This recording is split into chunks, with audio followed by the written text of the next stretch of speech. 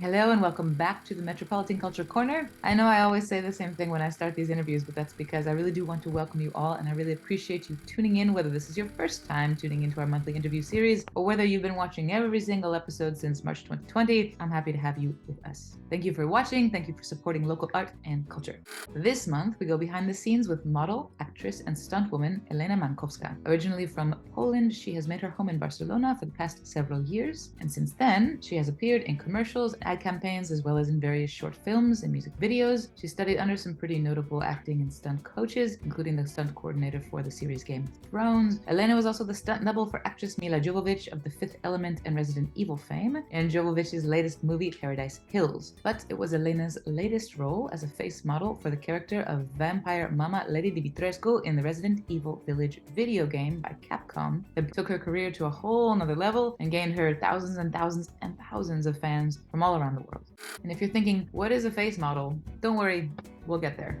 Helena has used her newfound fame to advocate for causes close to her heart, such as raising money for children in need of treatments for severe illness in her home country of Poland, among other good causes and non-profit initiatives. Please welcome our guest, Helena Mankowska, to the Metropolitan Culture Corner. Acting is everything. Acting touches absolutely everything, every part of life. Each character is going to surprise you with something new, and you're going to learn something new. That's absolutely amazing. You always develop, you always have to grow and be better person, better actor. Beautiful. Hello, and thanks for joining us. Hello, thank you for having me. So I'd like to start at the beginning because some people who watch this will be familiar with your career and some won't. You were born in Poland, you studied acting in London and in Barcelona. You ended up moving to Barcelona. How did you get started in acting and how did you end up here? It's all about men.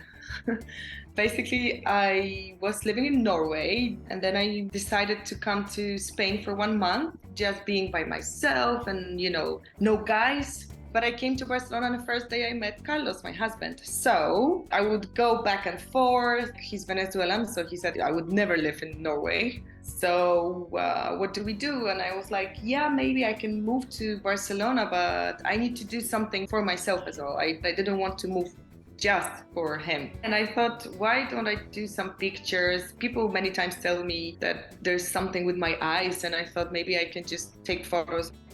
And so I did, and then I've contacted some agencies in Barcelona and they were really happy, and I signed contracts, and then they started to send me for castings.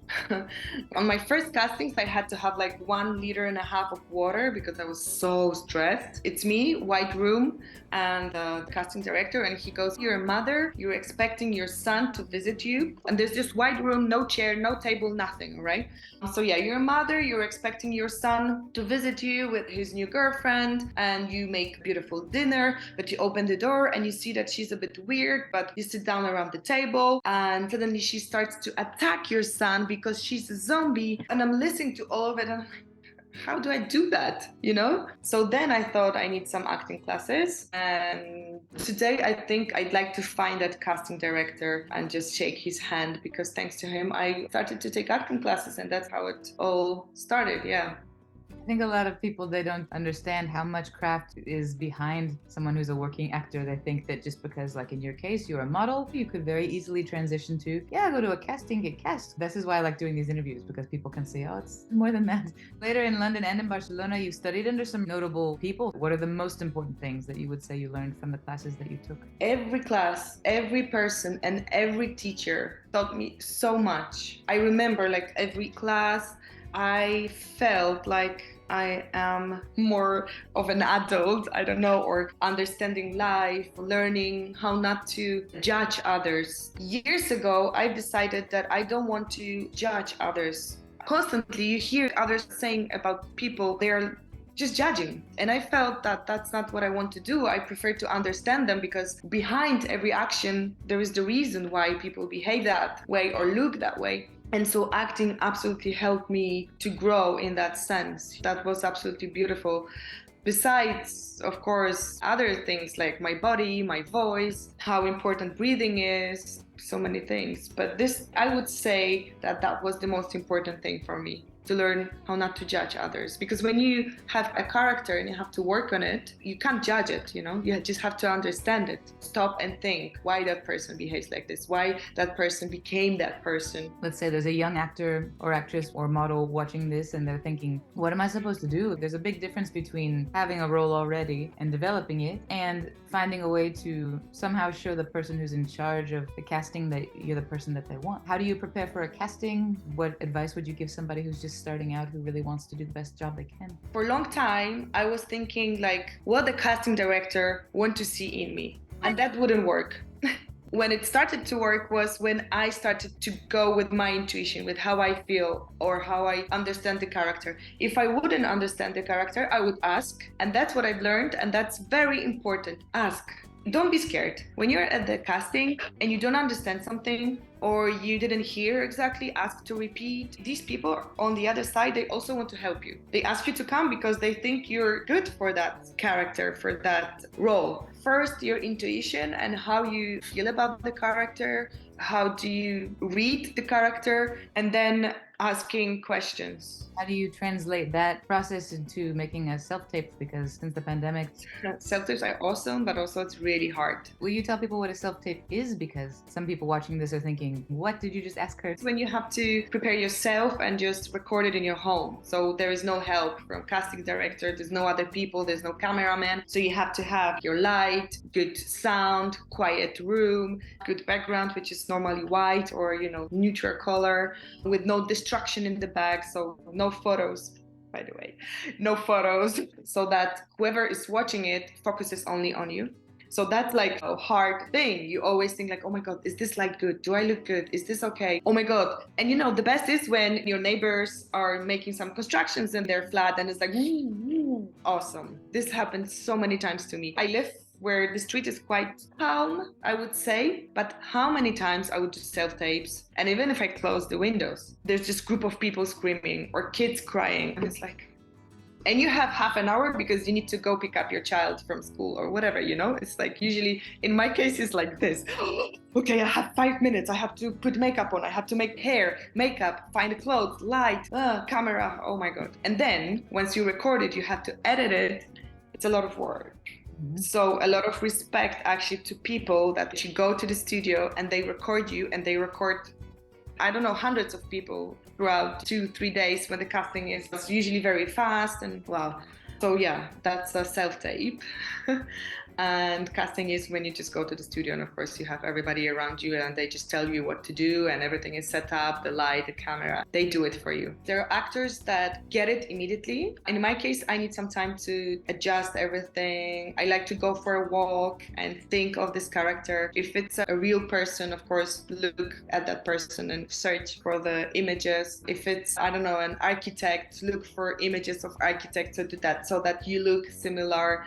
Prepare as much as you can. I even once took a little bit of medicine under a doctor's, what's the English word for it? Revision, I guess. Revision, yes. Just to know how this character would feel that I had to prepare, that I had to work on. And that was for the theater, we had a showcase. But for the self-tape, just read as much as you can, know the text, think how that person feels, and then in the end you just let it go and you just record it. Maybe you can ask your fellow actors how they would do it. That's very helpful too. You never know what they want and there is never feedback. That's, I think, the most frustrating part of it. That you never hear anything, that you did something good or you did not, or they liked you, but they were looking for a blonde girl. They are just like, you just don't know. Do you find that the acting community in Barcelona, for example, is supportive? You guys help each other out, or you want someone to review your self-tapes? Do you find it to be more supportive or more competitive, or it just depends? I guess it depends how you look on it. I always look at it as a supportive community, and that's how I am going to live with this. I've been lucky so far that if I needed an actor to help me, I found them. And they were always very happy to work with me, recording of a self-tape or, a show reel or a scene, whatever it was. So yeah, that's my experience. Aside from acting, what about the stunt work? How did you get into doing stunt work? That can be dangerous, right? I don't know how I got into this. I mean, I know, but you know, those decisions when you make without really thinking too much about it, just being spontaneous because it looks cool. There was a girl I met in my acting classes, and she was telling me about all this action stuff and that she would get so many jobs. And I was like, oh my God, I want to do that too. So she gave me the contact and I signed up for that course. And so, you know, the first class, how it is when you're like in the circle and everybody's introducing themselves, like, hi, I'm Mark. I'm doing acrobatics for 15 years and he's 20, no? When you listen to all these people, I have black belt from karate or whatever.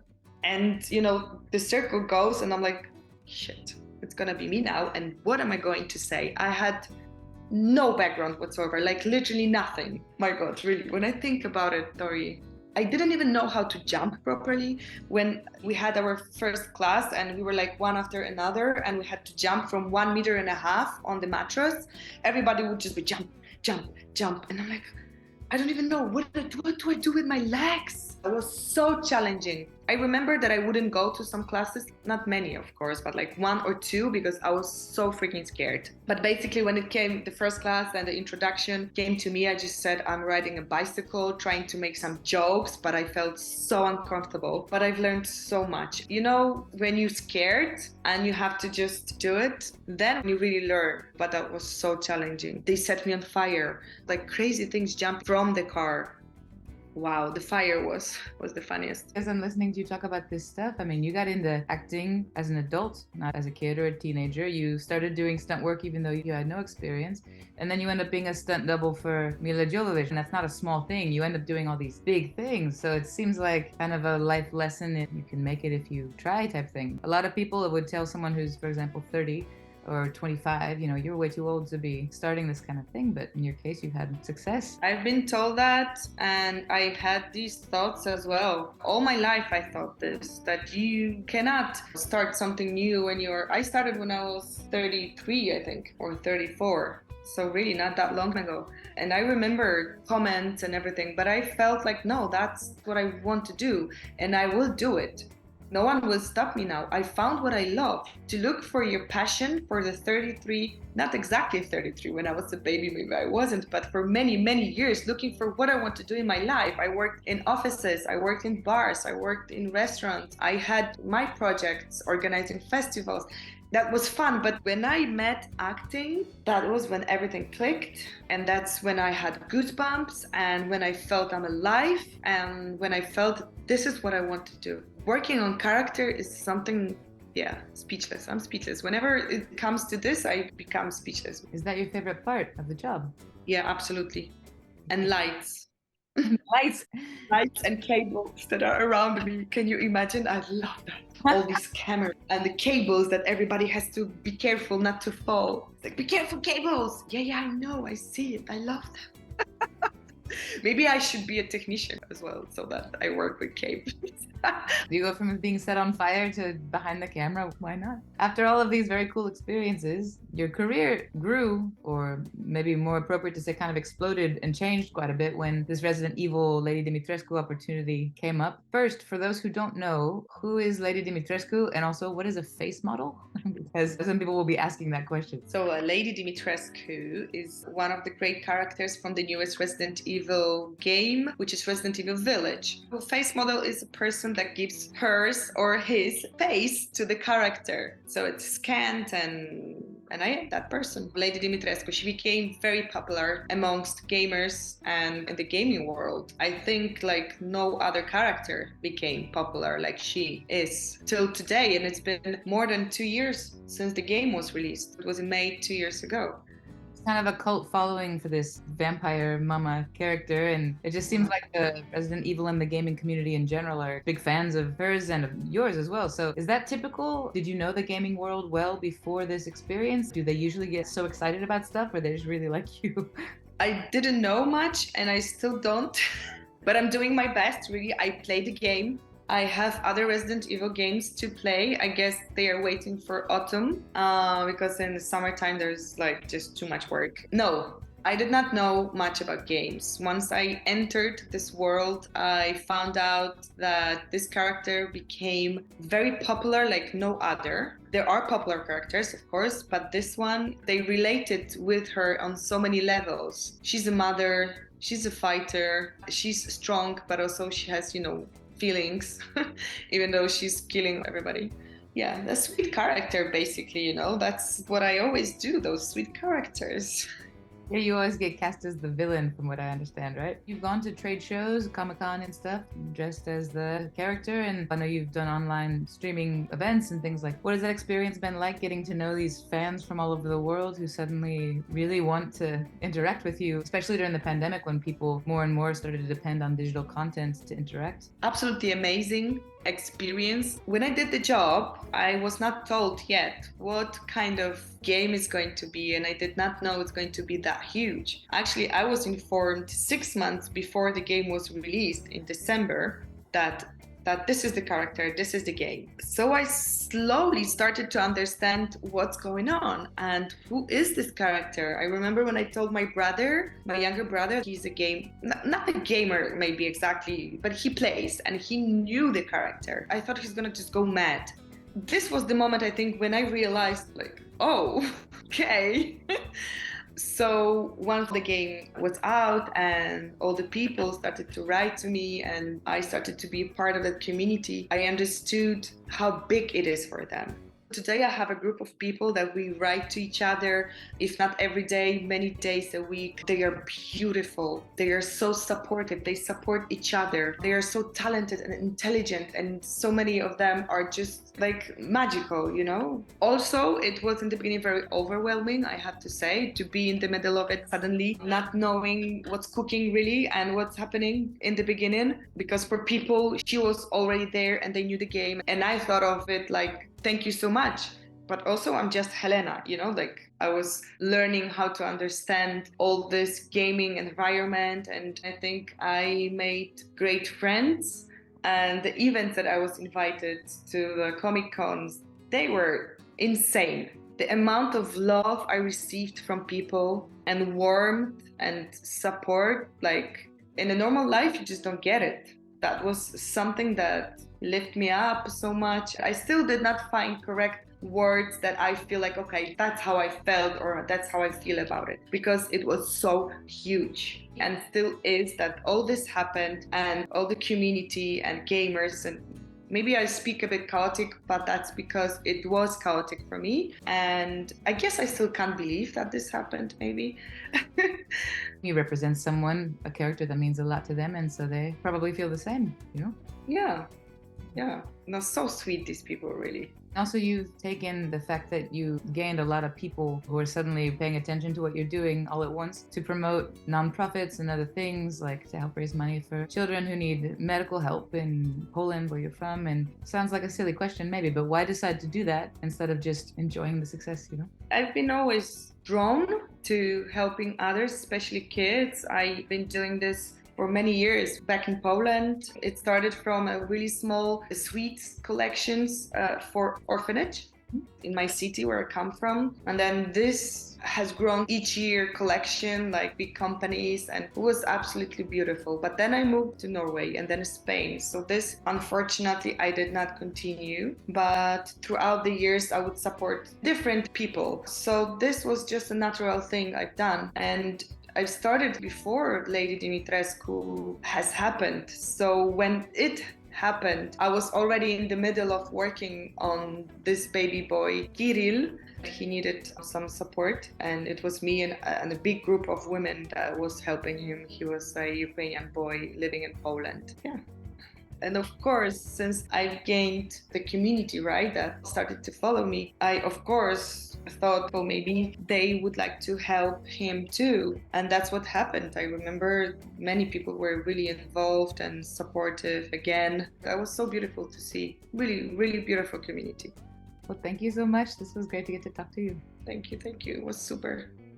Thank you very much, Helena, for taking the time to speak with us here on the Metropolitan Culture Corner, where once a month we go behind the scenes with a notable name from the local, national, or international culture scene. From fashion designers to musicians to directors to playwrights to chefs to sound engineers to lighting experts to food photographers and beyond, you never know who or what you are going to find on the Metropolitan Culture Corner, our monthly interview series. Remember that you can watch all the interviews from the past 3 years on the Barcelona Metropolitan official YouTube channel, or you can listen to all of the interviews as a convenient podcast on SoundCloud. Thank you for tuning in. And I know I always say the same thing at the end of the interviews, but see you next month.